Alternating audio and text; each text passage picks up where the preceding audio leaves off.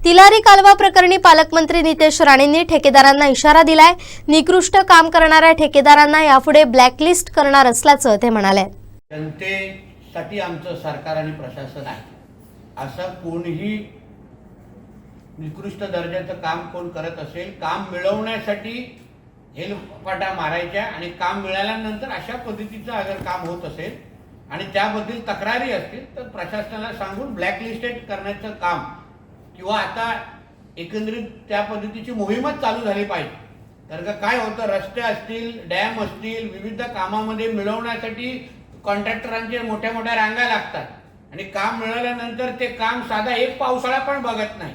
नुसतं ह्या कालव्या संदर्भात नाही, रस्त्या संदर्भात पण असे काही कॉन्ट्रॅक्टर आहेत जे इकडे तिकडे आजूबाजूला आमच्या सगळ्या औरज आजूबाजूला फेरफटका मारतात काम मिळवण्यासाठी आणि मिळाल्यानंतर काम एवढ्या खालच्या दर्जाचे करतात की एक पावसाळ्यापर्यंत टिकत नाहीत आणि त्याचा परिणाम राजकीय पक्ष म्हणून आम्हाला भोगायला लागतात। म्हणून असे जे जे आहेत, आता हे तर एक उदाहरण दिलं, असंख्य उदाहरणं जिथे जिथे ह्या पद्धतीची मस्ती होते त्या प्रत्येकावर कारवाई होणार, कोणालाही सोडणार नाही एवढं मी तुम्हाला या निमित्ताने सांगेन। जनतेचा पैसा आणि जनतेच्या आयुष्याबरोबर कोणी खेळत असेल तर त्याला अशी शिक्षा दिली जाईल की परत अशा पद्धतीची मस्ती करण्यापेक्षा कोण थरथरेल एवढी मी जनतेला विश्वास देईन। याच कालव्याचा परिणाम गोव्यात देखील होतो। गोव्याच्या मुख्यमंत्र्यांनी तिथे भेट दिलेली आहे, कारण गेली 6 महिने जेव्हा काम सुरू होतं करून चांगली गोष्ट आहे।